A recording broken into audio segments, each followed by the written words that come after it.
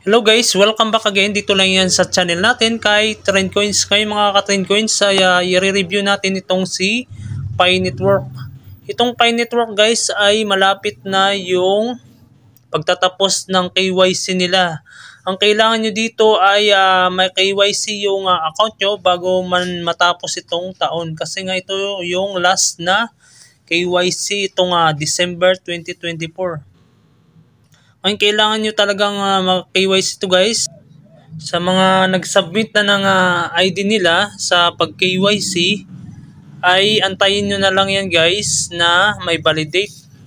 Ngayon kasi meron ng validator sa mga bansa natin, kaya nga pwede nyo naman yan na makipagtulungan kayo sa mga validator para ma-validate yung mga pinasa nyo na application sa pag-KYC. Ngayon guys, sa mga hindi pa nakagawa ng wallet at saka yung mga passphrase nila, ay kailangan yung gumawa na yan. Tapos isave nyo yan, huwag nyo ibigay kahit kanino yan yung mga passphrase ninyo.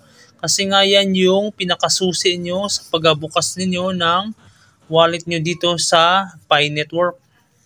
Kaya ingatan nyo yan guys na hindi mawala, isave nyo yan para hindi mawala yan.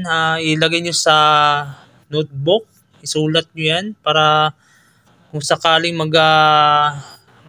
masira man yung cellphone nyo ay pwede nyo mag-download yan sa ibang bago ninyong cellphone. At saka yung passphrase na yan na yung kailangan para magbukas yung account niyo guys. Ito guys, yung price ng Pi Network, pero hindi talaga ito yung pinaka-price niya guys. Kumbaga display pa lang ito sa mga exchange. Ito yung mga display nila sa exchange nila. $39 yung price niya sa market. Ngayon kung i-compute mo yun sa peso, ay aabot yan ng 2,000 pesos bawat isang Pi.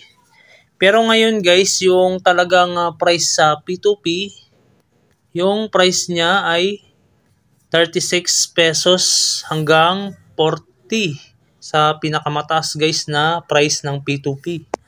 Nakapagbenta na ako ng Pi na to guys. Yung 86 Pi ko, nabenta ko siya ng 36 bawat isa. Kaya yung 86 ko na Pi ay umabot rin siya ng 3,000. Kasi nga kailangan ko yung pera kasi nga yung Pi na yun ay sa ate ko. Kaya nga binenta niya kasi may paggagamitan siya at saka pinangbili niya yun ng cellphone. Ngayon guys, yung Pi ninyo ay wag nyo munang ibenta yan kung di nyo pa kailangan na yung pera. Kasi nga may posibilidad na tumaas pa itong price ng Pi na to pag nag-mainnet na. Kasi nga yung itong December ay yung katapusan na ng KYC. Malamang sa next year 2025 ay mag-start na sila na mag-open mainnet na guys. Ngayon guys, hanggang dito na lang yung video ko na to guys. Sana may natutunan kayo dito kay Trend Coins. Huwag nyo lang kalimutan mag-subscribe dito kay Trend Coins. Click nyo lang yung subscribe.